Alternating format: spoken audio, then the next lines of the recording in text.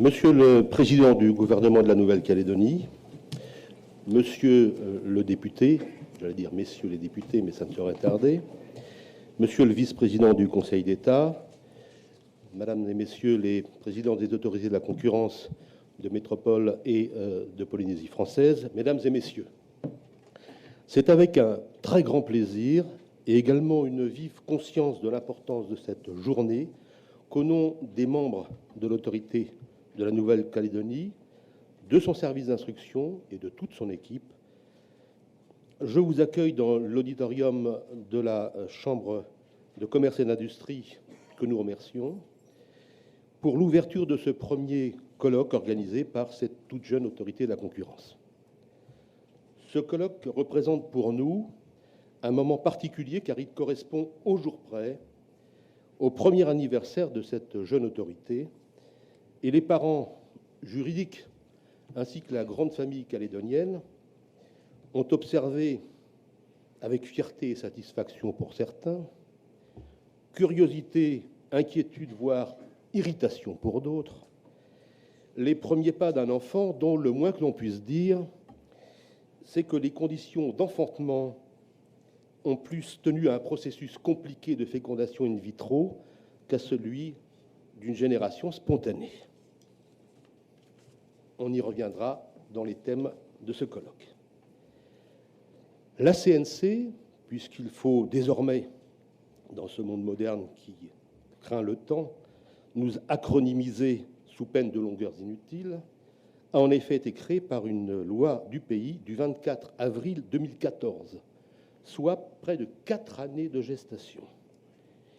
Difficultés de texte, difficultés de composition, difficultés de recrutement des membres pour satisfaire aux conditions drastiques posées par les textes, adoubement au second tour par le Congrès à une majorité de 3/5, et finalement naissance le 1er mars 2018.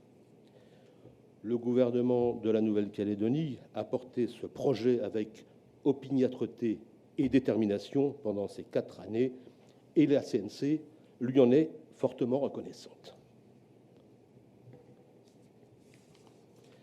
Avant d'introduire ce colloque, je voudrais partager avec vous quelques réflexions du béotien que j'étais. Arriver sans transition dans cette autorité a été pour moi la découverte d'un monde professionnel très différent du mien, avec un mode de fonctionnement d'un très haut degré de professionnalisme. La qualité et le volume des données d'information économique, financière, factuelle, juridique, que le service d'instruction, que je salue ici, collecte et qu'il nous faut ensuite digérer et synthétiser sont proprement stupéfiants. Je vous invite à aller sur le site de l'autorité pour voir un petit peu la nature de nos avis et de nos travaux. La seconde réflexion a trait à un aspect important, capital même de l'image que notre autorité donne dans les retours directs ou indirects que chacun a pu avoir suite à nos premiers avis et décisions. Cet aspect, c'est celui de l'indépendance. Notre indépendance est le gage de la confiance que l'ensemble des partenaires économiques, sociaux, ainsi que l'ensemble des Calédoniens veulent mettre en nous en rupture avec des pratiques anciennes qui leur avaient fait perdre cette confiance. Notre indépendance est réelle et croyez bien que nous nous y tiendrons en dépit des mécontentements que nos avis ou décisions pourraient engendrer. Et pour reprendre une définition urticante qu'un expert en la matière, en l'espèce Monsieur le vice-président du Conseil d'État, a donnée, la CNC a aussi une vocation de poil à gratter. Ma troisième observation a trait à l'attente que les Calédoniens ont de notre action. Je ne sais pas s'ils pensent que la CNC a des pouvoirs magiques. Mais l'attente des consommateurs sur le niveau des prix, par exemple, est importante. Et de même que les victimes d'infractions n'arrêtent pas de crier à l'envi « que fait la police ou que fait la justice ?», j'entends souvent les consommateurs se demander « mais que fait l'autorité de la concurrence ?» De même, certains se demandent pourquoi le législateur ne suit pas systématiquement nos avis et recommandations. Et dans ce cadre, il faut bien noter que la CNC est régulièrement instrumentalisée dans le débat politique. Certes, c'est comme ça que je le vois, c'est le signe positif d'une confiance que nous inspirons, mais c'est aussi celui d'une méconnaissance du rôle et des pouvoirs de la CNC. Et notre présidente, dont chacun connaît le dynamisme, sait qu'elle devra encore et sans relâche communiquer sur le sujet. La pratique du droit de la concurrence en Nouvelle-Calédonie et dans les autres collectivités d'outre-mer, tel est le titre de ce premier colloque dont les thèmes abordés traiteront de différentes facettes du droit de la concurrence et de son application sur notre territoire. Un premier volet, avec la participation de Monsieur le Président du gouvernement et Monsieur le député Gomes, nous éclairera sur la genèse de la CNC. Puis notre présidente fera un bilan quantitatif et qualitatif de cette première année de fonctionnement et se projettera sur l'avenir. La matinée se poursuivra avec l'expression par les représentants des entreprises, des syndicats et des consommateurs de leurs attentes face à cette nouvelle institution, mais également du regard qu'ils portent sur nos premiers pas. L'après-midi reprendra avec une vision spatiale de l'application du droit de la concurrence dans les DOM-TOM et dans la Polynésie française. Ce sera aussi l'occasion, peut-être, de nous demander si, au-delà des principes généraux que toutes les autorités de concurrence appliquent, peut-être dans le monde entier, le droit de la concurrence calédonien ne peut pas présenter ses propres caractéristiques endémiques. Enfin, nous terminerons cette journée avec un aspect plus procédural, qui sera celui du rôle de la défense dans les procédures ouvertes devant l'autorité. Monsieur Robert Bertram, directeur de la revue juridique, politique et économique de la Nouvelle-Calédonie, aura la tâche toujours délicate d'opérer une synthèse de ces débats. Comme vous le constatez, les thèmes abordés sont riches et variés, et la grande qualité des intervenants, que je remercie d'ores et déjà, laisse augurer des échanges nourris, animés et constructifs. À ce stade, je voudrais saluer plus particulièrement les intervenants extérieurs qui ont accepté de braver l'épreuve d'un long voyage et d'un quasi-cyclone pour répondre à notre invitation et venir enrichir les débats de leur expertise.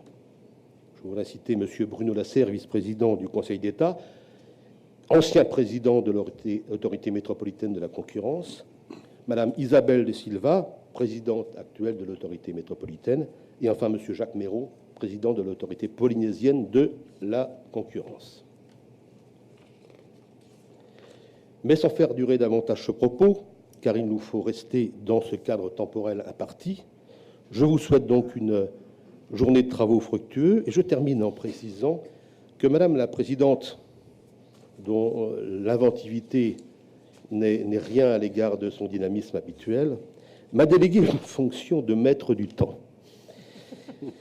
À l'instar de la pratique de l'Assemblée nationale, où elle a sévi quelque temps, et ceux qui connaissent un petit peu la question savent que vous avez des panneaux électroniques avec un décompte du temps, et à l'instant même où ça se termine, le président de séance vous coupe la parole. Eh bien, elle m'a demandé, avec des moyens beaucoup plus artisanaux, mais peut-être que le Congrès nous donnera un budget supplémentaire l'année prochaine. Donc, je rappellerai le moment donné aux orateurs, le moment où ils devraient conclure leur intervention. Je vous remercie et je passe la parole à Monsieur Philippe Germain, président du gouvernement de la Nouvelle-Calédonie. Monsieur le vice-président du Conseil d'État, messieurs les députés, monsieur le président du Congrès, mesdames et messieurs les membres du gouvernement, mesdames et messieurs les élus, monsieur le premier président de la Cour d'appel de Nouméa, monsieur le procureur général, monsieur le président du tribunal administratif de Nouméa, madame la présidente de l'autorité nationale de la concurrence, monsieur le président de l'autorité de la concurrence de Polynésie française, madame la présidente de l'autorité de la concurrence de Nouvelle-Calédonie, mesdames et messieurs les autorités civiles et militaires, mesdames et messieurs les représentants des entreprises et des salariés, mesdames et messieurs, Permettez-moi pour commencer de saluer l'initiative de Madame la Présidente Aurélie Zoudlebert d'avoir organisé, à l'occasion du premier anniversaire de l'installation de l'autorité de la concurrence de Nouvelle-Calédonie, ce colloque sur la pratique du droit de la concurrence en Outre-mer. J'en profite pour saluer Madame la rapporteure générale ainsi que tous les membres du collège de l'autorité de la concurrence. Je voudrais ensuite remercier les éminentes autorités qui nous font l'honneur et le plaisir de nous faire profiter de leur précieuse expertise sur ce sujet important. Je pense bien sûr à Bruno Lasserre, le vice-président du Conseil d'État, qui, lorsqu'il était président de l'autorité de la concurrence nationale, a largement contribué à la création de l'autorité calédonienne et qui, dans ses nouvelles fonctions, continue de soutenir la Nouvelle-Calédonie. Je vous en remercie. Je pensais également à Isabelle de Silva, qui est l'actuelle présidente de l'autorité métropolitaine de la concurrence et qui nous a également soutenus dans la dernière ligne droite de la création de l'autorité calédonienne. Je pense enfin à Jacques Méraud, dont j'ai fait la connaissance hier, qui est l'actuel président de l'autorité polynésienne de la concurrence. Je profite de l'occasion pour également remercier tous les autres intervenants, en particulier Philippe Gomez, le député de la seconde circonscription, qui a joué un rôle déterminant pour la mise en place de l'autorité de la concurrence en Nouvelle-Calédonie. Je voudrais enfin saluer le public, et notamment les étudiants de l'Université de la Nouvelle-Calédonie et de l'EGC, qui ont face à eux les meilleurs spécialistes du droit de la concurrence. Mon exposé s'intitule « L'autorité de la concurrence de la Nouvelle-Calédonie, une autorité administrative indépendante, indispensable au développement économique du pays ». Je remercie la présidente de m'avoir confié ce thème qui me permettra de rappeler les enjeux calédoniens autour de la question du développement économique et du rôle que peut jouer une autorité de la concurrence. En Nouvelle-Calédonie, plus qu'ailleurs, le développement économique a un sens et un rôle tout particulier à jouer, tel que défini par le préambule de l'accord de Nouméa du 5 mai 1998. Il nous indique d'abord qu'il nous appartient, et je cite, « de poser les bases d'une citoyenneté permettant au peuple d'origine de constituer avec les hommes et les femmes qui y vivent une communauté humaine affirmant son destin commun ». Le préambule nous précise ensuite, je cite à nouveau, que la taille du marché de la Nouvelle-Calédonie et ses équilibres économiques et sociaux ne permettent pas d'ouvrir largement le marché du travail, justifiant des mesures de protection de l'emploi local. Ce préambule consacre enfin, et je cite encore, « Le passé a été le temps de la colonisation, le présent est le temps du partage par le rééquilibrage. » Communauté humaine affirmant son destin commun, protection de l'emploi local, temps du partage par le rééquilibrage sont trois fondements de l'accord de Nouméa, valeurs constitutionnelles qui s'imposent à nous, donc aussi à notre modèle économique. Et si ces piliers ont été posés, ce n'est pas pour l'esthétique littéraire, mais bien pour juguler les profondes inégalités calédoniennes. Alors que la Nouvelle-Calédonie bénéficie d'un niveau de vie parmi les 5 régions les plus riches de France, bien supérieur à celui de tous les départements et territoires d'outre-mer, 17% des ménages vivent encore sous le seuil de pauvreté, soit 2,4 fois de plus qu'en métropole, avec des disparités criantes entre les provinces. Le seuil de pauvreté s'établit à 35% dans la province Nord, à 52% dans la province des îles Loyauté, contre 9% en province Sud. Ces inégalités de revenus sont également mesurées par le taux de Gini ou le rapport interdécile qui place la Nouvelle-Calédonie en matière de répartition de richesses au niveau des pays pauvres ou juste émergents. En Nouvelle-Calédonie, 20% des ménages les plus riches captent près de 50% des revenus déclarés à l'impôt, tout en sachant que dans notre pays, les dividendes n'y sont pas soumis. Ensuite, et à l'instar du constat effectué pour l'ensemble des territoires ultramarins français, la Nouvelle-Calédonie est confrontée à la cherté des prix. Elle est même le plus mauvais élève de la République. Et si notre insularité, notre éloignement ou la taille réduite de notre marché nous permettent d'avancer quelques circonstances atténuantes, ces spécificités, comme on les appelle, ne suffisent pas à expliquer les niveaux de prix pour certains frôlant l'indécence, en moyenne supérieurs à 35% à ceux de la France métropolitaine et à 89% dans l'alimentaire, premier poste de dépense des ménages les plus modestes. Ces deux constats accablants sont la résultante de notre histoire, une économie de comptoir tournée vers l'importation de produits à destination des consommateurs les plus solvables, contrôlée par un pouvoir économique concentré dans les mains de quelques acteurs puissants que l'on retrouve notamment dans l'import-distribution alimentaire et automobile et dans les établissements bancaires et de crédit. Comme vous le voyez, mesdames et messieurs, nous ne sommes pas encore parvenus à mettre en œuvre les orientations de l'accord de Nouméa.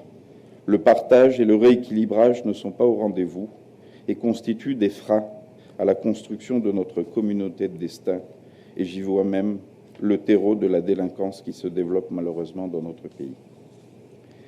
Alors effectivement, Madame la Présidente, l'autorité calédonienne de la concurrence a un rôle indispensable à jouer dans notre pays, et c'est pour cela que nous nous sommes battus pour l'installer. En déconcentrant l'économie calédonienne, en vous attaquant aux abus de position dominante, vous libérerez la concurrence et participerez à la lutte contre la vie chère, deux verrous qui étouffent notre croissance et fragilisent notre cohésion sociale, voire notre avenir politique. En favorisant la concurrence, vous participerez à soutenir la compétitivité de l'économie, nécessaire tout autant aux entreprises qu'aux consommateurs. Vous susciterez la baisse des marges au profit des volumes. Vous encouragerez l'innovation. Et donc, vous contribuerez à libérer la croissance par la consommation, concept qui n'est pas encore acquis dans notre territoire. Et c'est en cela qu'à votre niveau, vous participerez à la mise en œuvre des orientations de l'accord de Nouméa, en favorisant le partage de la richesse par la baisse des prix. Vous l'aurez compris, Madame la Présidente, votre action en faveur de la concurrence saine et loyale sera déterminante pour le développement économique de notre pays. Mais rassurez-vous, je sais qu'il vous faudra du temps, qu'il vous faut connaître finement les rouages de notre économie et de ses pratiques commerciales pas toujours vertueuses, que les enquêtes peuvent s'avérer compliquées et la démonstration des abus tout autant. Mais avec la ténacité qui est la vôtre, je suis persuadé que votre action participera à moderniser notre modèle économique. Rassurez-vous également, je sais que l'autorité de la concurrence ne peut pas elle seule tout faire et tout régler, et que les autorités publiques ont également un rôle déterminant à jouer. Et soyez-en sûrs, c'est en quoi nous nous sommes engagés, rendre notre économie plus durable et plus juste, est notre credo. Nous sommes engagés dans le développement de la souveraineté économique pour lutter contre nos déficits commerciaux en favorisant nos activités exportatrices, nickel, biens et services, tourisme, et en soutenant la création locale de valeur ajoutée et la création d'emplois à travers le développement des énergies renouvelables, de l'agriculture, de l'artisanat ou de l'industrie de transformation. Souveraineté économique aussi pour lutter contre l'évasion de nos capitaux et de notre épargne à travers notre volonté de créer un fonds d'épargne et d'investissement. Souveraineté économique enfin, en renforçant la formation initiale et professionnelle de notre jeunesse, en confortant, comme je le disais, la création d'emplois sur le territoire, en calédonisant les emplois, y compris au sein des compétences régaliennes de l'État, et bien entendu, en conférant à notre jeunesse une priorité à l'emploi dans le secteur privé comme dans le public. Pour conclure, Madame la Présidente, je sais que nous pouvons parfois, à travers certaines de nos politiques, contrarier la liberté du commerce ou de l'industrie, la liberté d'importer ou le libre jeu de la concurrence, mais je sais aussi que vous le comprenez, car nous poursuivons d'autres objectifs d'intérêt général, comme nous y engage l'accord de Nouméa. Je vous remercie de votre attention.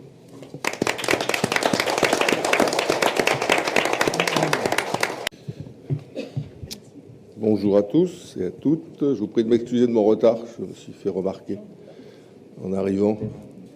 J'ai dû attendre que le vice-président termine pour pouvoir m'asseoir. Je salue monsieur le vice-président du Conseil d'État. Nous sommes extrêmement honorés de sa présence en Nouvelle-Calédonie et du soutien, je dirais, constant qu'il a apporté à la démarche que nous avons engagée il y a une décennie maintenant. Je salue bien sûr la présidente de l'Autorité nationale de la concurrence, monsieur le président de l'autorité polynésienne, madame la présidente de l'autorité locale de Nouvelle-Calédonie, monsieur le président du gouvernement, monsieur le député, monsieur le président du Congrès, l'ensemble des membres de l'autorité locale de la concurrence, l'ensemble des autorités judiciaires, administratives présentes, ainsi que les différents représentants des organisations syndicales de salariés et patronales et celles et ceux qui ont considéré que ce colloque présentait un intérêt puisqu'ils y sont présents. Pour moi, c'est pas un premier anniversaire, c'est un 10e anniversaire. Un 10e anniversaire, c'est là où on se rend compte d'ailleurs que le temps politique et le temps d'un pays ne sont pas les mêmes, puisqu'il y a 10 ans maintenant, le 31 août 2009, devant le Congrès de la Nouvelle-Calédonie, en qualité, à cette époque-là, de président du gouvernement, je faisais la proposition de création d'une autorité indépendante de la concurrence, ainsi que la nécessité d'adopter une loi antitrust pour éviter un certain nombre de situations oligopolistiques ou monopolistiques dans notre pays qui, comme l'a dit tout à l'heure le président du gouvernement, pesaient sur les prix. 31 août 2009, nous sommes pas loin de ce 10e anniversaire. Et le chemin pour la création du dispositif antitrust ainsi que pour la création de l'autorité a été un chemin parsemé d'embûches. Et nous sommes très heureux d'être arrivés au bout de l'exercice, du moins à la mise en place de l'ensemble des outils nécessaires, à charge pour ces outils maintenant, dans la durée, de produire leurs fruits. La situation en termes de cherté de vie dans notre pays est connue. Elle a donné lieu d'ailleurs cette décennie écoulée à de nombreuses manifestations, à la création d'une intersyndicale vie chère, à différents accords de lutte contre la vie chère, en partenariat parfois avec les organisations patronales. Philippe Germain l'a rappelé, il y a un indice à l'échelle de la planète que j'aime beaucoup parce qu'il est à la fois cocasse, mais en même temps il témoigne d'une réalité certaine. C'est l'indice Big Mac. Nous avons en Nouvelle-Calédonie le 5e Big Mac le plus cher de la planète. C'est pas mal. Alors il faut savoir qu'on est doublé par les Polynésiens, c'est le 4e. Donc voilà, on reste dans le Pacifique entre collectivités françaises sur les principales marches du podium. C'est pas par hasard. Et donc, plus sérieusement et plus complètement, l'étude qui a été rendue par l'INSEE, c'est la dernière étude, hélas, les économies de l'État conduisent parfois les collectivités françaises du Pacifique à passer à la trappe. Mais la dernière étude où la cherté de vie est analysée dans l'ensemble de l'outre-mer par rapport à l'Hexagone, c'est l'étude de l'INSEE de 2010. Et donc cette étude aboutit à la conclusion suivante, c'est que par rapport aux habitudes de consommation métropolitaines, les prix pratiqués en Nouvelle-Calédonie sont globalement 50% plus élevés, tout confondu. Voilà les deux critères. Alors bien sûr, on sait qu'on a un certain nombre de handicaps structurels sur lesquels on peut difficilement agir. On ne va pas se transformer en continent, on est une île. Notre marché, c'est un petit marché captif de 250 000 habitants. L'insularité est bien sûr un handicap. On a un environnement cher. L'ensemble des infrastructures pour un petit pays comme le nôtre coûte effectivement un petit peu cher. Mais au-delà de ça, au-delà de ces handicaps structurels qui peuvent justifier une certaine cherté de vie en Nouvelle-Calédonie, il est clair que le pouvoir de marché, puisque c'est comme ça qu'on appelle ça, dont dispose un certain nombre de groupes dans notre pays, notamment, mais pas seulement dans le domaine de la grande distribution, des concessions automobiles et quelques autres, conduit à ce que nos produits soient un petit peu trop chers par rapport à ce qu'ils devraient être si on se contentait des handicaps structurels. Donc la nécessité d'une plus grande concurrence, c'est-à-dire d'une plus grande capacité d'entreprendre pour d'autres, est une nécessité vitale dans notre pays. La première étape de ce combat, après la déclaration de politique générale que j'ai rappelée, c'est le rapport qui a été rendu par l'Autorité nationale de la concurrence, que nous avions saisi à l'occasion, qui pose le constat que je viens de faire, bien sûr, et qui fait un certain nombre de propositions. Ce rapport a été rendu en 2012 pour permettre justement de favoriser la concurrence en Nouvelle-Calédonie, des dispositions simples au total et que chacun comprend, qu'au-delà d'un certain seuil, une fusion, une acquisition d'une autre société, d'un certain seuil de chiffre d'affaires, une autorisation soit délivrée pour vérifier que cette société ne se trouve pas dans une situation plus dominante qu'elle ne l'était jusqu'alors. Les opérations dites de croissance externe. Qu'en ce qui concerne l'extension des surfaces commerciales, opérations dites de croissance interne, là aussi, des autorisations soient délivrées dès lors que ces extensions sont susceptibles de renforcer le pouvoir de la société sur son marché. Et puis enfin, l'autorité de la concurrence nationale propose la création d'une autorité locale. Elle évoque deux hypothèses, autorité consultative qu'elle évacue assez rapidement et autorité décisionnelle qu'elle retient in fine de son rapport.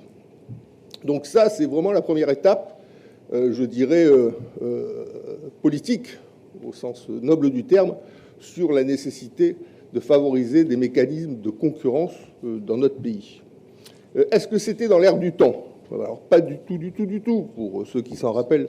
C'est qu'à la même époque, une proposition de loi était déposée, elle était soumise au CESE, visant à la libéralisation totale dite de l'économie dans notre pays, puisque à cette époque-là, on avait un dispositif d'autorisation d'urbanisme commercial qui était déposé, qui était géré par la province sud, qui prévoyait que des autorisations étaient délivrées dès lors que de nouvelles surfaces supérieures à 300 mètres carrés dans le domaine du commerce de détail ouvraient.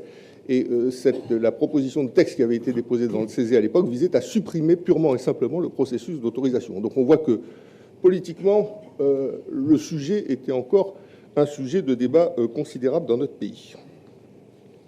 Après cette première étape, donc le rapport de l'autorité nationale de la concurrence, la deuxième étape qui a été franchie, là aussi, on est sorti d'une situation assez difficile, puisque la loi du pays relative à la concurrence du 24 octobre 2013, prise en application de ce rapport, qui était une proposition de loi et non pas un projet de loi, je le rappelle, proposition de loi déposée par Calédonie Ensemble, cette proposition de loi du pays a été adoptée à 28 voix pour, c'est-à-dire qu'on est passé juste après un combat homérique au Congrès de la Nouvelle-Calédonie pour rassembler l'ensemble des voix nécessaires pour l'adoption de ce texte.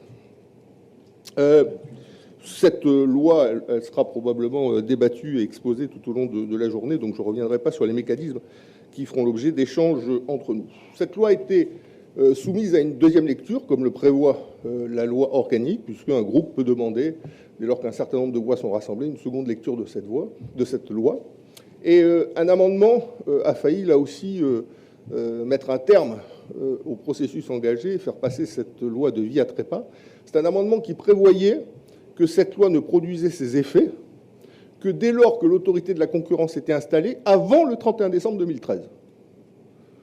Vous doutez que, comme il nous a fallu 5 années de plus pour l'installer, le dispositif juridique aurait eu du mal à entrer en vigueur. Heureusement, dans sa sagacité et son immense sagesse, le Congrès de la Nouvelle-Calédonie a su éviter cet amendement qui n'aurait pas permis au dispositif juridique aujourd'hui instauré de produire ses fruits.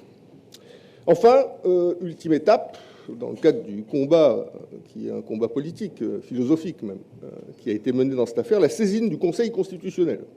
Saisine du Conseil constitutionnel, là aussi, comme le prévoit la loi, un certain nombre de présidents d'autorités, de présidents d'institutions peuvent saisir le Conseil constitutionnel dès lors qu'ils considèrent que la loi organique, l'accord de Nouméa, n'est pas respectée ou que, de manière générale, les règles qui nous régissent sur le territoire de la République n'ont pas été respectées. La saisine de du Conseil constitutionnel visait à faire en sorte de vider en quelque sorte la loi de sa substance, c'est-à-dire de rehausser le seuil de chiffre d'affaires en deçà duquel il ne fallait pas d'autorisation, de rehausser la surface commerciale nécessaire en deçà de laquelle il ne fallait pas d'autorisation.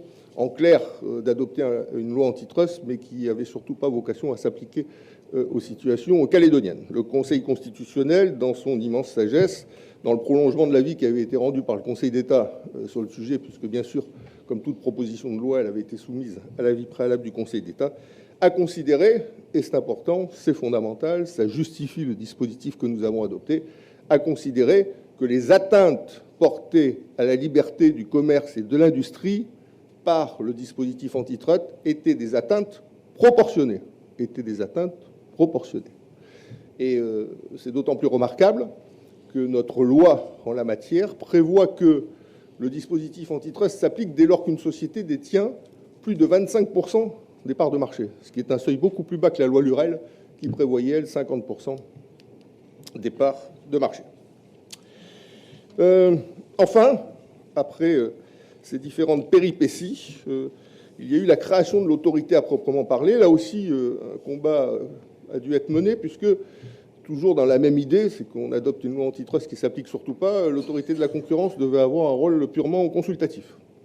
On a réussi, à l'occasion du comité des signataires de la fin de l'année 2012, du 10 décembre 2012 très exactement, à faire acter dans le relevé de conclusion du comité que le rôle de l'autorité de la concurrence devait être décisionnel et que dès lors, s'agissant d'une autorité administrative indépendante, il fallait confier à la Nouvelle-Calédonie la capacité à la créer, ce qui nécessitait une modification de la loi organique, ce qui est quand même quelque chose de significatif. Et c'est ce comité des signataires de 2012 qui a donné cette capacité à la Nouvelle-Calédonie, capacité politique, qui a dû ensuite être traduite juridiquement par la dite modification de la loi organique.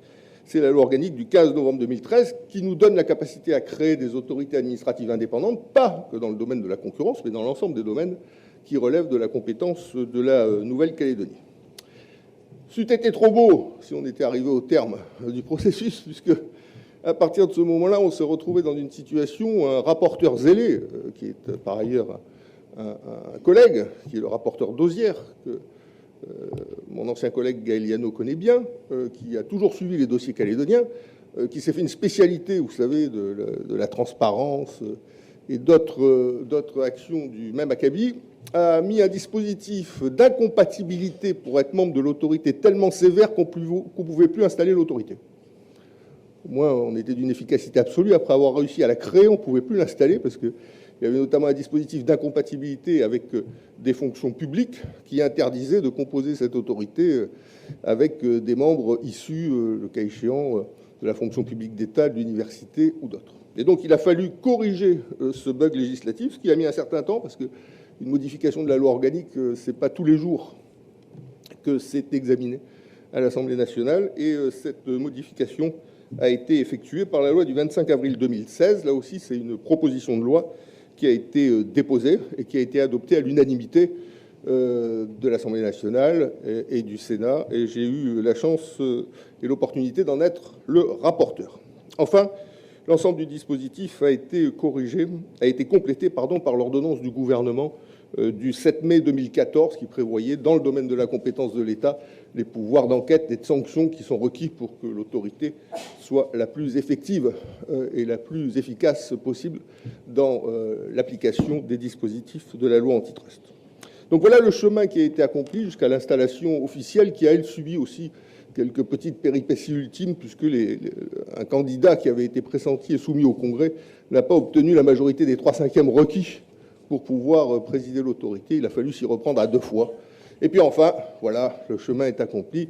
Nous avons tous 10 ans de plus, mais nous avons enfin un dispositif antitrust applicable et une autorité qui est installée. Je crois que le pays ne peut que s'en féliciter. C'est probablement la réforme économique la plus structurelle, la plus importante que nous avons connue dans notre pays et qui portera à moyen terme, je pense, des fruits qui conduiront les marges excessives à l'être un peu moins et donc les prix dans notre pays à être également un petit peu moins chers. J'en terminerai parce que je pense que le maître du temps m'a regardé. Non? Si? Il ne va pas montrer encore le panneau, mais ça ne va pas tarder. Donc je vais conclure en disant que le débat sur l'installation de cette autorité et sur le dispositif antitrust a été un débat qui a été largement faussé. On a systématiquement opposé dans ce débat la liberté d'entreprendre et la nécessité de réguler, comme si le fait qu'une régulation ait été imposée fossoyait la liberté d'entreprendre.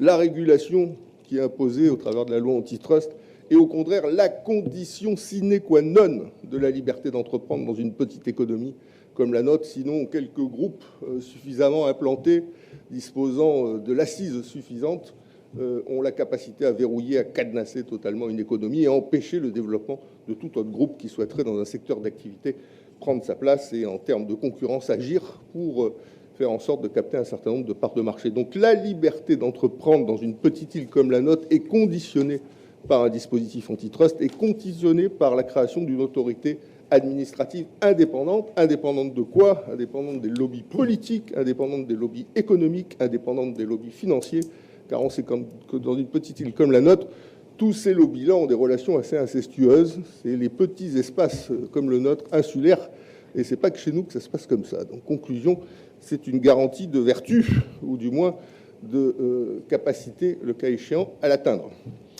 Je terminerai par un mot. J'ai remarqué que depuis que l'autorité était installée, ceux qui l'ont combattue avec force pendant 10 ans en sont devenus ses laudateurs, et ceux qui ont voulu faire en sorte qu'elle existe s'en plaignent. Ils se plaignent de quoi, finalement?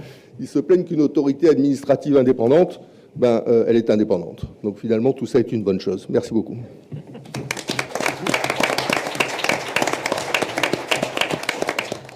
Monsieur le Président du gouvernement de Nouvelle-Calédonie, Monsieur le député, Monsieur le Président du Congrès de la Nouvelle-Calédonie, Mesdames et Messieurs les Présidents des autorités de la concurrence, Mesdames et Messieurs les représentants des hautes autorités judiciaires et administratives présentes dans cette salle de la conférence de la CCI de Nouméa, je voulais, en remerciant, ça me vieillit quand je dis la présidente Aurélie Zoudlobert, parce que je l'ai connue jeune rapporteur qui n'avait pas froid aux yeux au sein de l'autorité de la concurrence nationale, mais c'est le cas, vous êtes devenue présidente et comme le disait Philippe Gomès, on a tous pris un petit coup de vieux en 10 ans. Merci de cette invitation et comment vous dire la joie de participer à ce premier anniversaire de l'autorité calédonienne de la concurrence. Les premiers anniversaires, en général, à moins qu'il y ait des bébés prodiges dans cette salle, on ne s'en souvient pas. On n'a même pas la force de souffler la première bougie.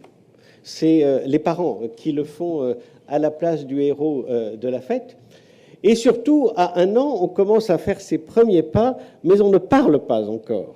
Et j'ai le sentiment que l'autorité calédonienne de la concurrence a réussi en peu de temps à la fois à bouger, à marcher, mais j'ai l'impression qu'elle parle. Qu'elle parle d'or ou pas, on verra. Mais en tout cas, elle parle, elle s'exprime. Donc, très heureux anniversaire à cette jeune et belle institution. Je voulais, dans le sillage des 2 interventions précédentes, saluer le remarquable engagement du député Philippe Gomès et du président Philippe Germain, qui, alors, Monsieur Stolz, vous avez posé la question de savoir si c'était une conception naturelle ou une fécondation in vitro. Je ne veux pas entrer dans ces détails.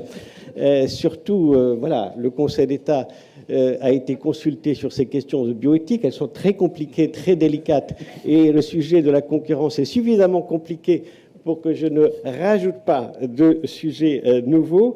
Mais comment vous dire, le jour où l'autorité calédonienne de la concurrence revendiquera le droit aux origines, le droit de connaître ses origines, je pense qu'elle devra payer un tribut aux 2 Philippe qui sont présents ici.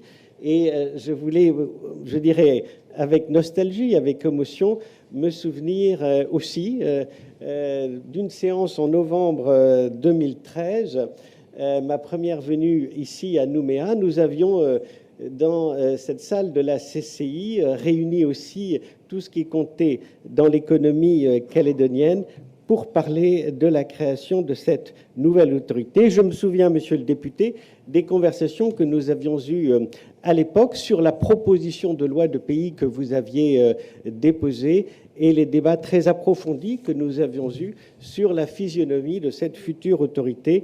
Monsieur le Président Philippe Germain, vous avez été aussi bien à Nouméa qu'à Paris, un interlocuteur constant et, je dirais, convaincu de la création de cette autorité de la concurrence. Je voulais vous dire combien j'avais apprécié ces échanges. Je voulais simplement, ce matin, essayer, mais je ne répéterai pas ce qui vient d'être dit de manière très complète et très éloquente, peut-être revenir sur les circonstances qui ont présidé à la création de l'autorité calédonienne de la concurrence et peut-être d'un point de vue plus juridique, expliquer le processus de co-construction du droit de la concurrence en Nouvelle-Calédonie.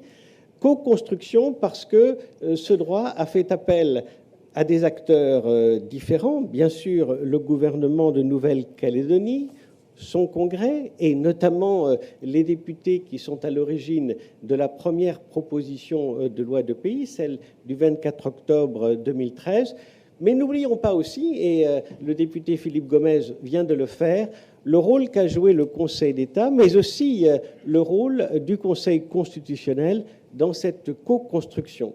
Sans ces appuis, sans les avis ou les décisions rendues par la haute juridiction administrative ou le juge constitutionnel, sans doute n'en serions pas nous là aujourd'hui. Dans l'histoire, le député Philippe Gomez rappelait première idée qu'il avait lancée de la création d'une autorité indépendante de la concurrence en août 2009, et l'autorité nationale va fêter ses 10 ans dans quelques jours, la semaine prochaine. L'autorité de la concurrence a été installée. Et là aussi, monsieur le député, avec beaucoup de péripéties. Je n'ai pas le temps de revenir sur la création de cette autorité, les conditions de la désignation de son premier collège. Je vous ferai rire, mais il me faudrait beaucoup de temps pour expliquer toutes ces péripéties. Mais il faut se souvenir que le printemps 2009 était une époque de flambée des prix des carburants outre-mer, notamment dans les départements d'outre-mer, que des émeutes et aucune ressemblance avec la situation qu'a connue la métropole depuis novembre. Toutes ces ressemblances ne seraient que fortuites, mais les départements d'outre-mer se sont soulevés, des manifestations parfois violentes ont eu lieu, les économies ultramarines ont été paralysées, et je me souviens avoir rendu visite au secrétaire d'État à l'outre-mer. C'était une de mes premières visites en tant que président de l'autorité de la concurrence. Toutes les télévisions étaient rue Oudinot pour me demander « Allez-vous faire baisser les prix ?» On attendait l'autorité de la concurrence. Et déjà, on faisait le lien entre ce constat de prix manifestement disproportionnés, avec des écarts injustifiables avec les prix de métropole, et la nécessité d'une action structurelle qui justifiait la création d'une autorité indépendante. Et c'est à ce moment-là qu'a été signé, en 2012, un document très intéressant qui était une convention d'assistance technique signée par le gouvernement de la Nouvelle-Calédonie, le haut-commissaire de l'État, donc de la République à Nouméa, et l'autorité nationale de la concurrence.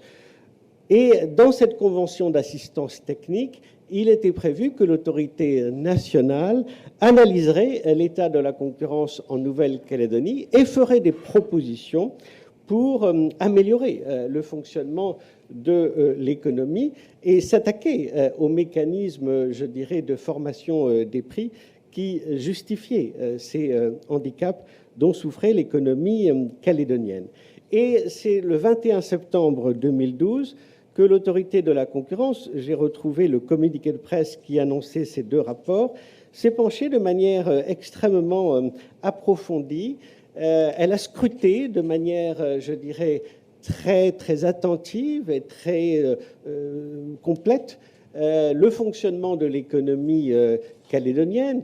Ce que vous avez rappelé, Monsieur le Président du Gouvernement, cet héritage d'une économie de comptoir avec la persistance d'oligopoles qui, je dirais, fonctionnaient sur des exclusivités en matière d'importation, ces mécanismes aussi d'intégration verticale qui permettaient de faire la culbute sur les prix à une ou à une autre étape de cette chaîne verticale, et également une économie largement administrée avec des contrôles des prix qui, comme les antidouleurs, parfois faisaient baisser la fièvre, mais ne traitaient pas, finalement, les problèmes de fond dont souffrait l'économie calédonienne. Et parmi les recommandations qui ont été faites, je ne peux pas m'étendre sur toutes les propositions qui ont été faites à l'époque, figurait la nécessité de créer une autorité indépendante de la concurrence.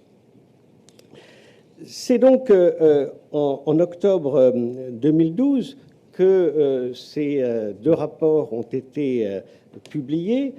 Je vous invite, je dirais, à les relire si vous en avez le temps. Mais ma conviction, en tout cas à titre personnel, était faite. Nous ne pouvions pas, par notre seule intervention, remédier au handicap structurel dont souffrait l'économie calédonienne, parce que la Nouvelle-Calédonie restera une île, restera une économie de petite taille, avec la difficulté d'obtenir des économies d'échelle, restera aussi une économie relativement éloignée, avec des coûts d'approche, des coûts logistiques, des coûts d'approvisionnement qui resteront élevés. Et donc, ça n'est pas une autorité indépendante de régulation qui peut changer cela. C'est l'héritage de l'histoire, c'est l'héritage de la géographie, c'est l'héritage, voilà, d'une situation structurelle à laquelle on ne peut rien.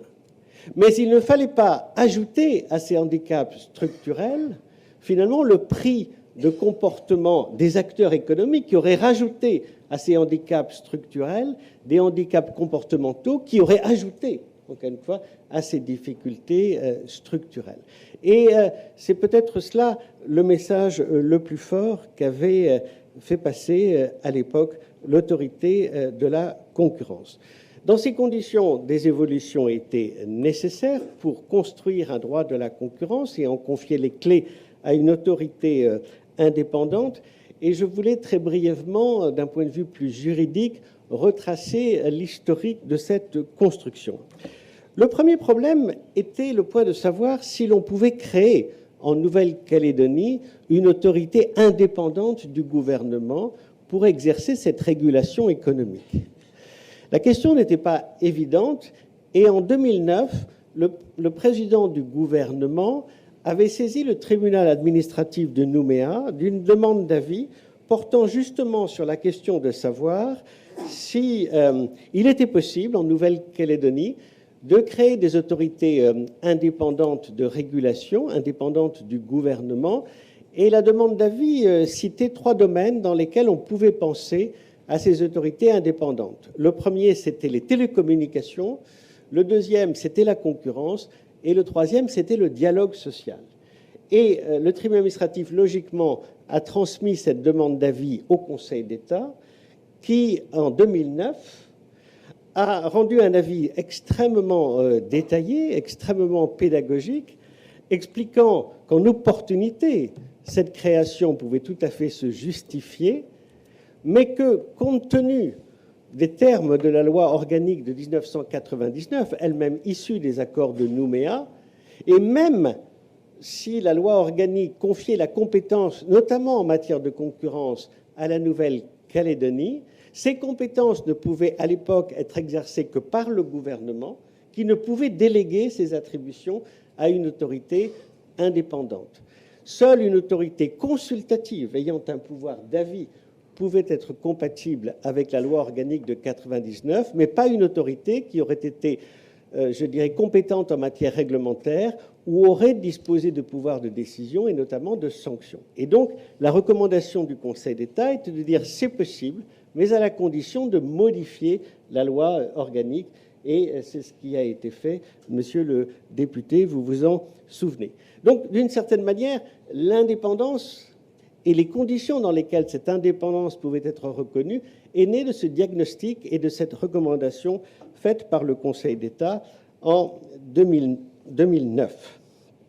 Ensuite, mais je ne reviendrai pas sur l'historique qu'a fait le député Philippe Gomes et dans lequel s'est également inscrit le président Philippe Germain, mais disons que sur les différentes étapes, et notamment la loi de pays du 24 octobre 2013, le Conseil d'État, puis le juge constitutionnel ont validé les options sur lesquelles étaient construits ces textes, et notamment, comme l'a très bien expliqué le député Philippe Gomes, le Conseil d'État puis le juge constitutionnel, alors que les mesures notamment étaient fortes.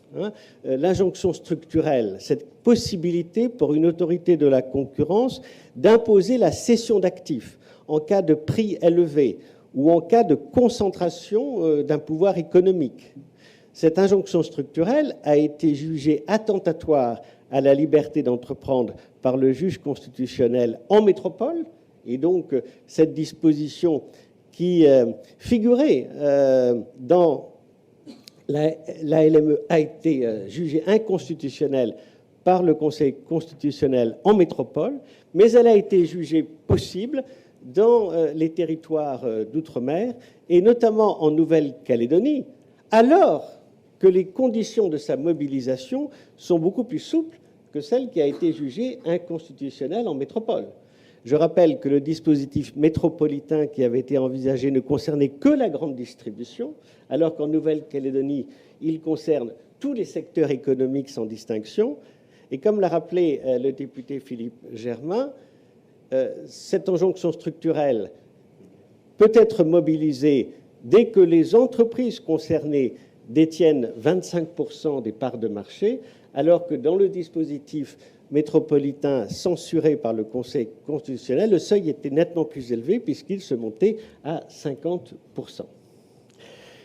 Donc, et je ne voudrais pas revenir, pour ne pas être ennuyeux, sur ces avis du Conseil d'État et ces décisions du Conseil constitutionnel.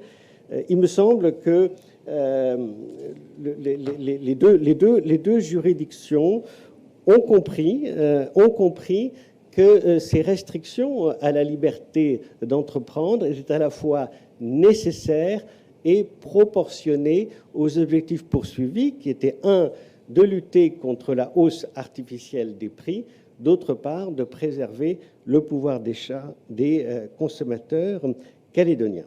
Alors, je voudrais terminer, parce que les exposés très complets et beaucoup plus didactiques que celui que j'aurais fait viennent d'être faits sur l'histoire de l'autorité calédonienne de la concurrence, terminer peut-être par 4 convictions.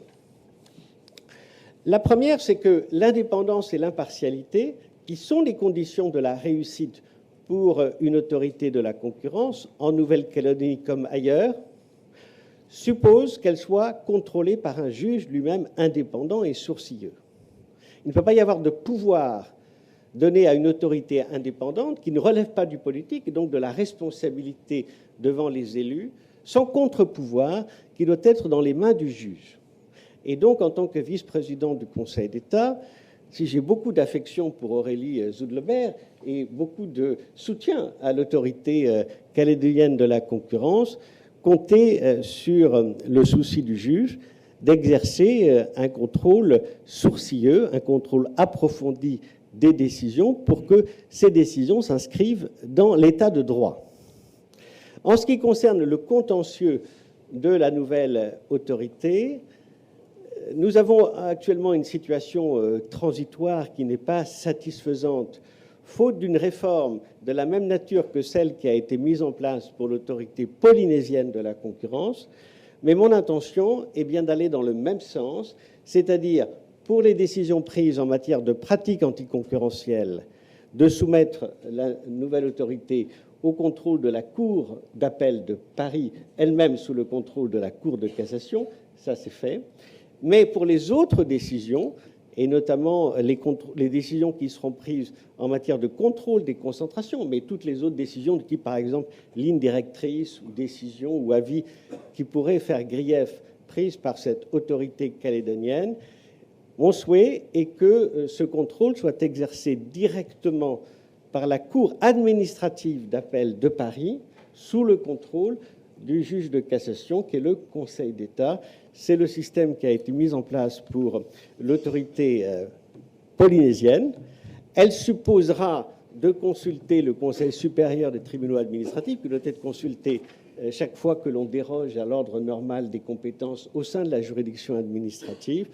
Il faudra qu'elle soit soumise aussi à la Commission supérieure du Conseil d'État, mais il me semble que cette réforme irait dans le bon sens, parce que mon souhait est aussi de créer à la Cour administrative d'appel de Paris, comme pour son homologue judiciaire, de lui confier, je dirais, un certain nombre de contentieux spécialisés difficile, complexe, mais avec un petit nombre d'affaires, parce que l'éclatement de ce contentieux entre différentes juridictions ne permet pas d'avoir une masse critique suffisante pour exercer vraiment son contrôle et construire une jurisprudence cohérente.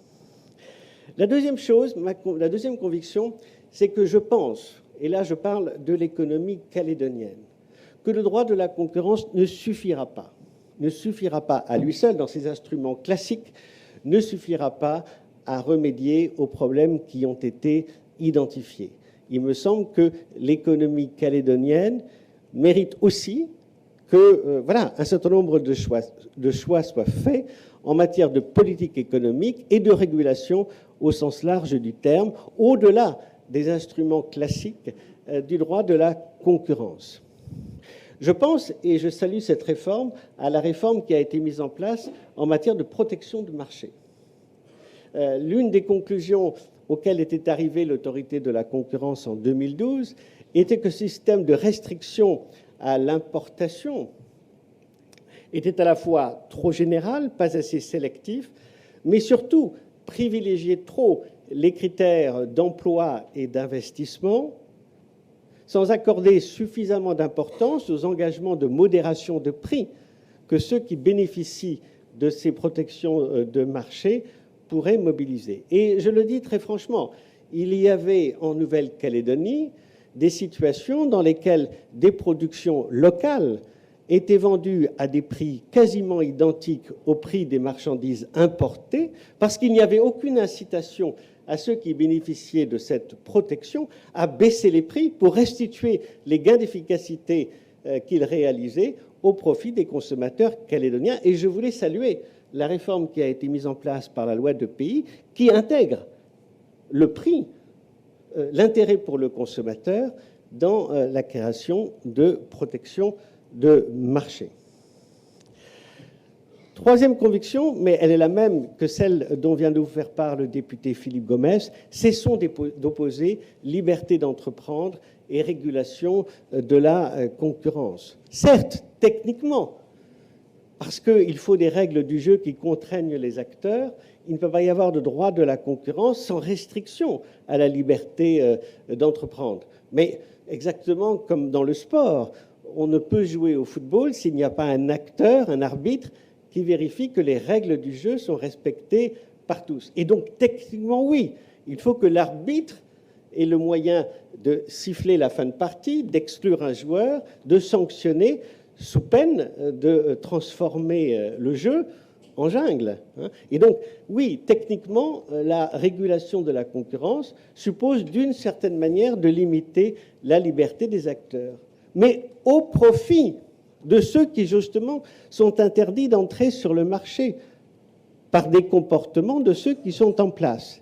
Et donc, je m'inscris absolument dans le sillage de Philippe Gomès en disant oui, la concurrence est une manière de redistribuer les chances et de donner plus d'opportunités à ceux qui choisissent le risque et l'innovation par rapport à ceux qui se sont abrités derrière le confort de la rente et de l'héritage d'une économie qui leur a fait une place au soleil. Et donc, c'est ça la concurrence. C'est en réalité, redistribuer les chances au profit de ceux qui préfèrent le risque et l'innovation, mais c'est aussi, et c'est très important, profondément compatible avec l'économie de marché, parce qu'en réalité, le droit de la concurrence, c'est quoi ? C'est pousser les entreprises à faire des gains d'efficacité, à investir pour être plus productifs, à améliorer leur processus productif, à réaliser donc spontanément des gains d'efficacité, y compris en rachetant d'autres entreprises pour atteindre d'autres marchés, croître et finalement acquérir des économies d'échelle, à la condition, et c'est pour ça que le droit de la concurrence est indispensable, qu'une partie équitable de ces gains d'efficacité ne soit pas confisquée par les actionnaires ou redistribuée aux salariés, mais qu'une part équitable soit aussi rendue aux consommateurs sous forme de baisse des prix, sous forme d'amélioration de la qualité. Et en ce sens, le droit de la concurrence est inséparable de l'économie de marché à laquelle nous croyons tous. Enfin, je voudrais en terminer par là, évoquant la communauté de destin à laquelle le président Philippe Germain faisait allusion et qui est l'objectif je dirais, poursuivis par les accords de Nouméa et, je dirais, la volonté constante de ceux qui construisent aujourd'hui la Nouvelle-Calédonie et réfléchissent à son avenir. Je crois que c'est important de dire, et de dire publiquement, que le droit de la concurrence, c'est aussi une manière de penser aux jeunes d'aujourd'hui et de demain. Il n'y aura pas de Nouvelle-Calédonie paisible et prospère sans une place faite aux jeunes. Et le droit de la concurrence, c'est aussi ça. C'est finalement construire une économie qui donnera leur place aux jeunes d'aujourd'hui, qui leur permettra d'investir, qui leur permettra finalement d'entrer dans une économie qui leur a été suffisamment fermée parce que cette économie était plus favorable, ce qu'on appelle en anglais aux insiders qu'aux outsiders, c'est-à-dire qui protégeait plus la place des vieux, des anciens, de ceux qui avaient eu la chance d'entrer dans une économie d'hier et fermer la porte aux jeunes, à ceux qui revendiquent aussi le droit d'entrer, le droit d'innover, le droit d'apporter à cette économie tout ce que le numérique ou les nouvelles opportunités apportent aujourd'hui à une économie moderne. Et donc, oui, d'une certaine manière, chère Aurélie Zoudlebert, le travail que vous faites est aussi un moyen de penser aux générations de demain et de préparer l'économie calédonienne à sa transformation dans l'intérêt même des générations qui vont suivre et qui, je l'espère, auront une vie aussi bonne ou en tout cas moins mauvaise que celle que certains d'entre vous ou certains d'entre nous ont connue. Voilà ce que je voulais dire en m'associant à cet anniversaire. Très longue vie à l'autorité de la concurrence. Tous mes voeux de réussite, non seulement à la présidente et à son collège, mais aussi à sa rapporteure générale et à ses services d'instruction. Et rendez-vous dans 10 ans.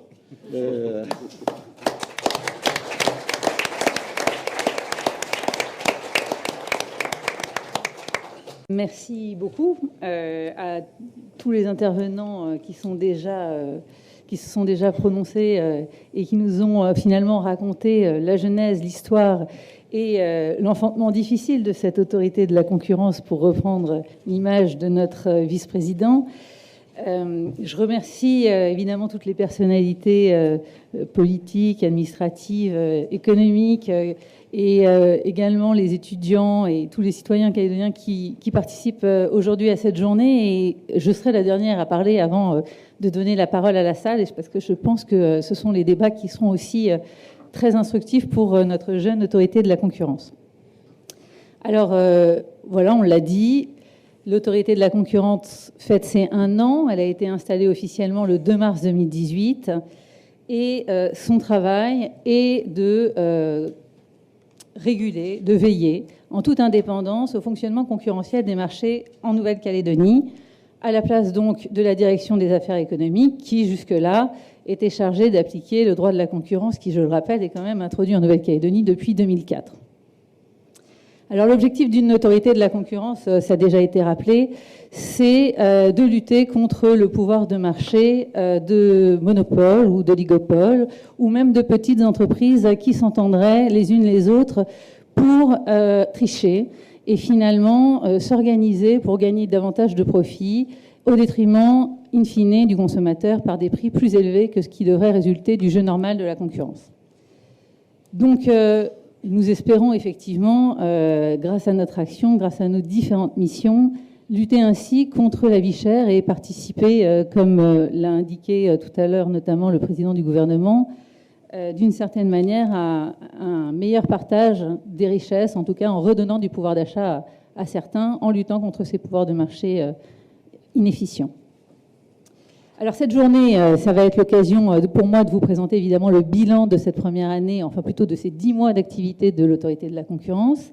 Et puis surtout, ça va être l'occasion d'échanger avec nos autorités, enfin nos homologues métropolitains et polynésiens, pour que on puisse un petit peu comparer les pratiques de chacun, et surtout pour notre très jeune autorité, s'inspirer de l'expérience de la mise en œuvre du droit de la concurrence par l'autorité de la métropolitaine, notamment dans les dom-toms, et par l'autorité polynésienne. Donc dans des territoires ultramarins, des territoires insulaires, des territoires où le marché est également petit, des territoires qui présentent finalement des spécificités assez proches de celles de la Nouvelle-Calédonie. Alors, avant de vous présenter simplement le bilan et les perspectives de l'autorité de la concurrence, je voudrais aussi rappeler que nous privilégions au sein de l'autorité de la concurrence de la Nouvelle-Calédonie la transparence et la communication pour que tout le monde puisse comprendre finalement à quoi on sert. Puisque effectivement la question posée par notre vice-président, c'était de savoir et elle fait quoi cette autorité de la concurrence. Alors le bilan de l'année 2018, vous allez le voir, il est riche, mais en même temps il est centré sur une activité plutôt consultative ou plutôt préventive et pas encore sur une activité répressive, et on verra les raisons pour lesquelles c'est comme ça. On verra aussi que notre perspective, évidemment, pour l'année 2019, c'est de s'orienter davantage sur le contentieux et de conduire aussi les entreprises à nous faire davantage confiance pour venir dénoncer les pratiques dont elles sont victimes. Alors, très rapidement, 2018, c'est quoi? C'est d'abord l'installation de l'autorité.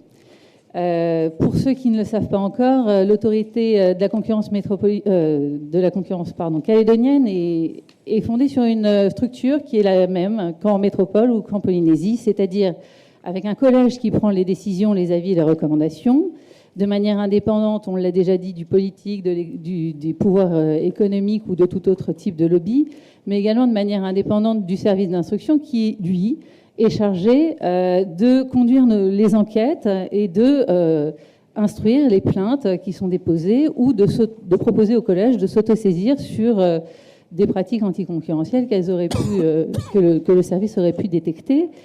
Donc c'est un service très important qui est piloté par notre rapporteure générale, Virginie Krameny de Lalleux, que je salue ici et dont je salue la qualité du travail, qui finalement est l'interlocuteur direct des entreprises lorsqu'elles s'estiment victimes de pratiques anticoncurrentielles, et également, parce que c'est une caractéristique spécifique de l'autorité de la concurrence calédonienne, de pratiques commerciales restrictives, le gouvernement ayant fait le choix de nous transférer aussi cette compétence, alors que jusqu'à présent, c'était évidemment la DAE qui s'en occupait, qu'en métropole, c'est la DGCCRF qui s'en occupe, et qu'en Polynésie, c'est effectivement l'administration aussi économique qui gère ce contentieux-là. Notre collège est composé de 4 personnes. Jean-Michel Stoss, que vous avez vu, Monsieur Robin Simpson, qui est consultant britannique, qui a une connaissance particulière des questions de protection du consommateur et d'accès au réseau dans le monde entier, et Mathieu Bucheberger, qui est maître de conférence à l'Université de la Nouvelle-Calédonie.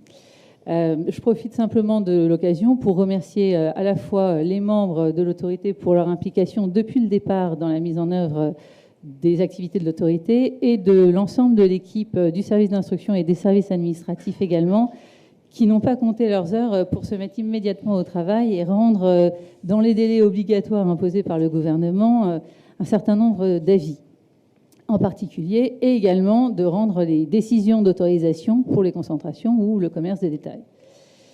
Je dois vous dire aussi qu'on se félicite d'avoir réussi à attirer quand même des étudiants de la Nouvelle-Calédonie, de l'université de la Nouvelle-Calédonie en droit comme stagiaires, et de BTS également, pour assister donc soit les rapporteurs, soit le service du collège, soit même nos services de la procédure et de l'administratif. Ça montre qu'en fait, les jeunes Calédoniens s'intéressent au droit de la concurrence, en tout cas à l'activité de l'autorité de la concurrence et à ce qu'elle pourrait apporter.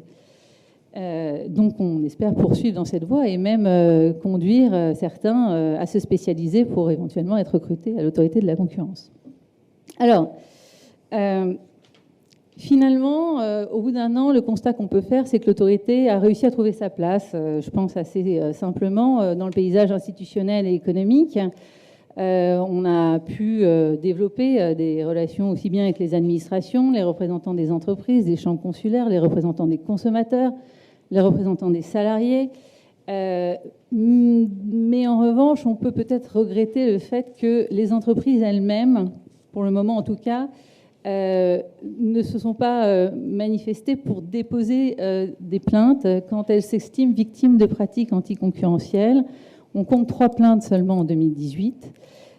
pour pratiques anticoncurrentielles, une plainte en matière de pratiques commerciales restrictives. Et la vérité, c'est que beaucoup ont peur de venir à l'autorité de la concurrence dénoncer les pratiques dont elles sont victimes ou même apporter certains indices, parce que le territoire insulaire et la proximité des acteurs fait que tout le monde se connaît et qu'on a peur des représailles.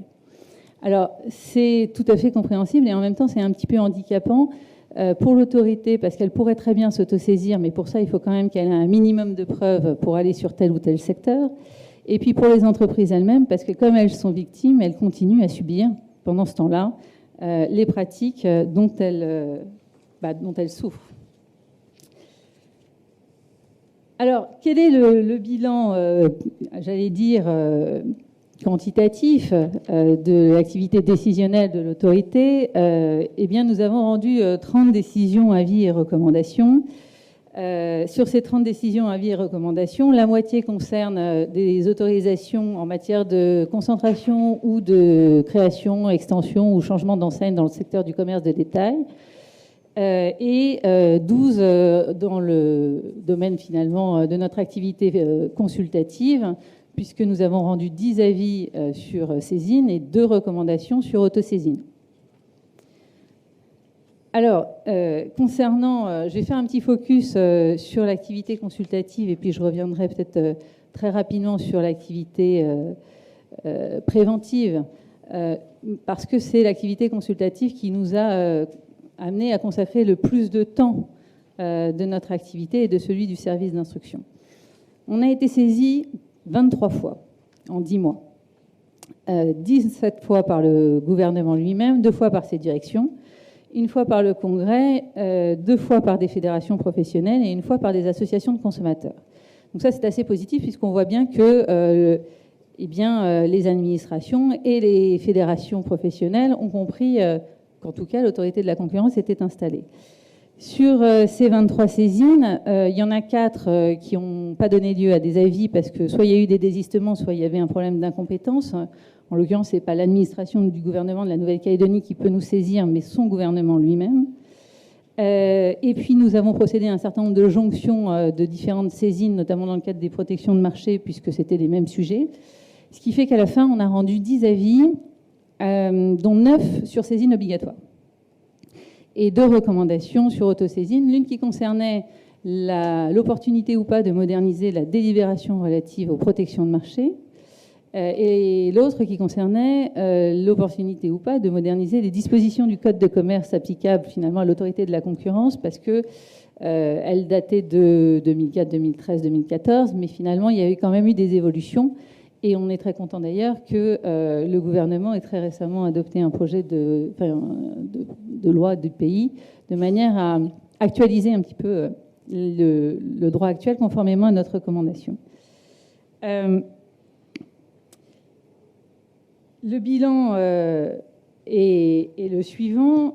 Ces 10 avis et 2 recommandations ont finalement conduit à ce que l'autorité produise 120 recommandations. Ça peut paraître énorme, 120 recommandations. Nous avons essayé de faire le calcul entre les recommandations totalement suivies par les projets de loi ou de délibération, partiellement suivies et pas suivies du tout. Et bien, d'un point de vue quantitatif, contrairement à ce que tout le monde dit, nous, on constate que le gouvernement suit souvent les recommandations de l'autorité, mais on constate que ce ne sont pas généralement les recommandations phares ou les recommandations principales qui visent à libérer un petit peu l'économie, à sortir d'une économie administrée ou d'une économie protégée pour promouvoir un modèle plus concurrentiel. Néanmoins, on voit bien que le gouvernement, malgré tout, retient la logique de la méthode d'analyse des textes que nous faisons, qui consiste à regarder si la réglementation pose des problèmes de concurrence, si elle en pose, quels objectifs elle poursuit, et ce sont des objectifs d'intérêt général au sens où le reconnaissent le Conseil constitutionnel et le Conseil d'État, et est-ce que, in fine, les éléments qui sont mis en œuvre pour atteindre ces objectifs sont proportionnées par rapport aux atteintes à la concurrence ou aux atteintes qu'ils peuvent conduire sur le marché par rapport à d'autres mesures qui pourraient être moins attentatoires. Et ce que fait l'autorité de la concurrence dans ses avis, c'est bien ça finalement, c'est d'essayer de concilier des objectifs qui sont parfois contradictoires avec un objectif de concurrence d'un côté qui vise à libéraliser le marché, qui vise à favoriser l'innovation, la compétition, et puis parfois ça peut être un objectif lié à la promotion de l'emploi local, à la protection de l'industrie, à l'environnement, à l'autosuffisance alimentaire. Et à chaque fois, finalement, ce qu'on a essayé de faire, c'était de comprendre effectivement quels étaient les objectifs du gouvernement et de lui proposer des solutions parfois qui nous semblaient plus efficaces pour la compétition sur le marché, tout en permettant d'avancer vers les objectifs de politique économique qu'il souhaitait promouvoir. Alors, d'un point de vue plus qualitatif, qu'est-ce qu'on peut dire finalement du suivi ou pas des grandes orientations de l'autorité de la concurrence? Je vous ai mis un feu rouge, orange et vert parce que vous avez en fait le détail dans le document qui était sur vos sièges et que je vous inviterai à regarder plus tard sans doute. Mais moi, ce que je retiens, c'est que pour le moment encore, la Nouvelle-Calédonie se dote effectivement d'une autorité de la concurrence et souhaite qu'effectivement le droit de la concurrence soit mis en œuvre par cette autorité, mais qu'il existe des réglementations qui sont prises pour poursuivre d'autres objectifs économiques qui ne vont pas nécessairement favoriser ou en tout cas faciliter l'émergence de nouveaux acteurs ou éventuellement la baisse des prix par une meilleure compétition. Et nous le comprenons tout à fait parce qu'une autorité de concurrence n'a qu'une vocation consultative en matière d'avis. Après, il appartient aux élus qui ont la légitimité démocratique de faire leur choix. Mais je crois que ce qu'il faut retenir, même d'un point de vue qualitatif, c'est qu'on a essayé, en tout cas, d'expliquer les effets anticoncurrentiels de telle ou telle réforme, de mettre le débat sur la table et qu'ensuite chacun puisse faire ses choix en sachant parfaitement les conséquences que, in fine, cela pourrait avoir sur le terrain de la concurrence. Alors, d'un point de vue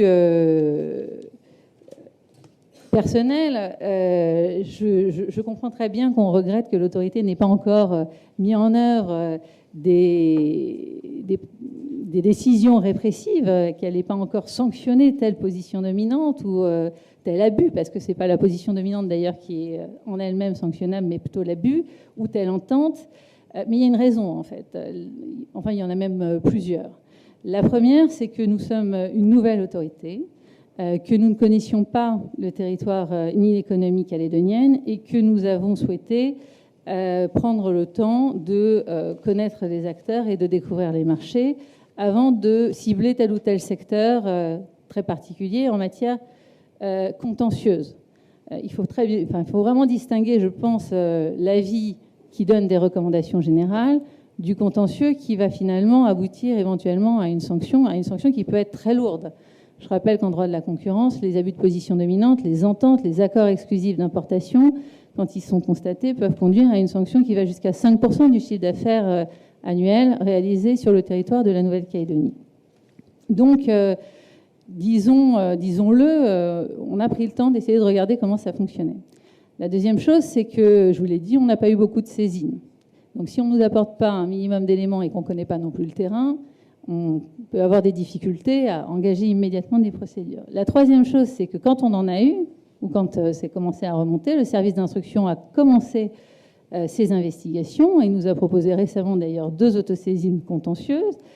Mais le recueil de preuves prend du temps et vous le savez parce que le vice-président vous l'a dit, l'autorité de la concurrence, quand elle rendra des décisions contentieuses, sera contrôlée par le juge et c'est le juge qui contrôle également l'activité de l'autorité métropolitaine ou celle de l'autorité polynésienne, donc la Cour d'appel de Paris pour les décisions contentieuses et in fine le Conseil d'État pour les autres décisions non contentieuses.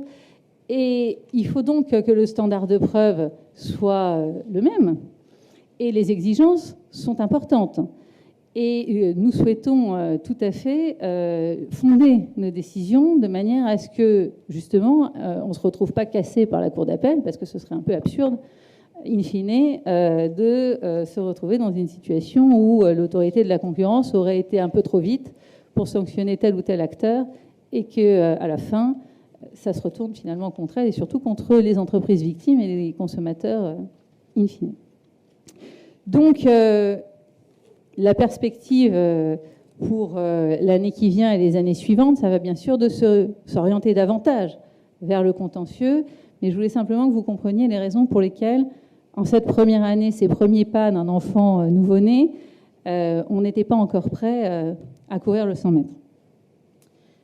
Alors, sur l'aspect préventif, on a eu quand même une activité soutenue, puisqu'on a rendu 15 décisions, 8 en matière de concentration, de concentration et 7 en matière de commerce de détail pour accorder des autorisations.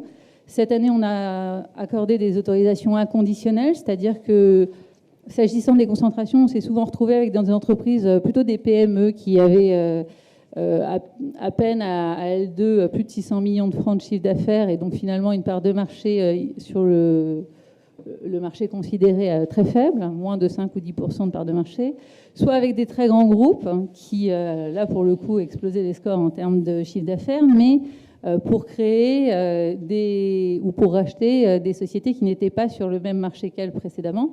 Donc pas de chevauchement d'activité et finalement pas de difficultés sur le plan concurrentiel.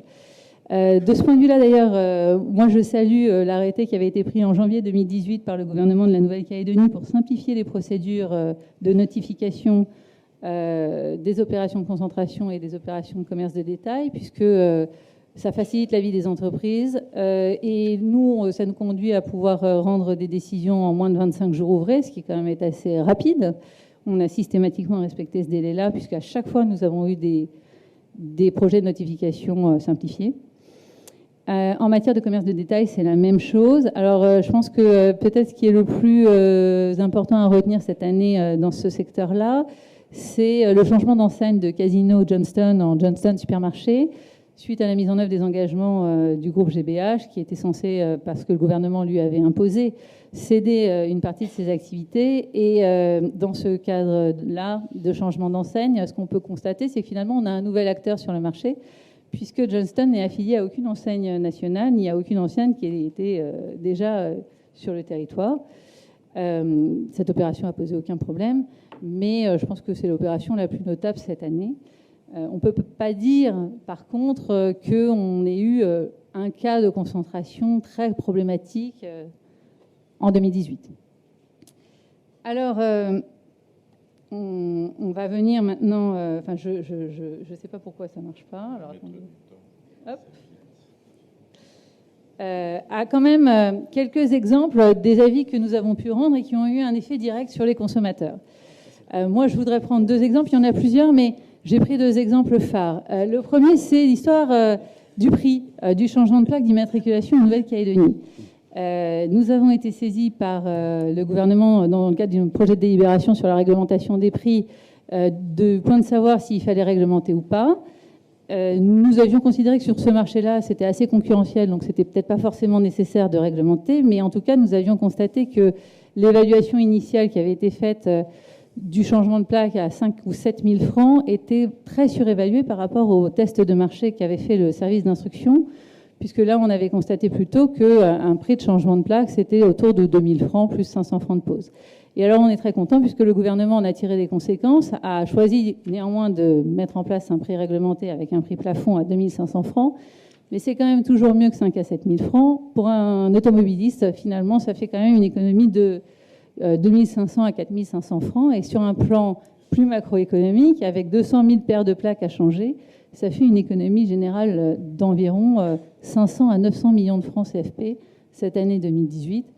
Donc, malgré tout, un avis peut, de toute façon, avoir un effet aussi sur les consommateurs, même si là, on est dans une niche très particulière. Deuxième point que je voudrais souligner, je pense que dans le cadre des différentes demandes relatives à des protections de marché, et notamment dans le secteur des produits laitiers, l'avis d'autorité de la concurrence a conduit le gouvernement à renoncer, ou en tout cas à ne pas accorder un quota pour l'importation de crème dessert longue conservation, tout simplement parce que j'espère qu'il a été convaincu du fait que nous avions montré que ces produits étaient largement demandés par les consommateurs calédoniens, non produits sur le territoire, et présentaient des caractéristiques très spécifiques par rapport aux produits frais, puisque par définition, la longue conservation permet de transporter les produits beaucoup plus facilement, qu'on n'a pas de problème de chaîne du froid, et que, notamment dans certaines tribus ou, par exemple, dans les cantines, c'est un produit qui est très souvent privilégié compte tenu de son prix et de ses modalités de transport et de conservation. Donc, de ce point de vue-là aussi, même si c'est un avis, même si c'est consultatif, on peut constater que pour le consommateur calédonien, ça a pu avoir un minimum un effet.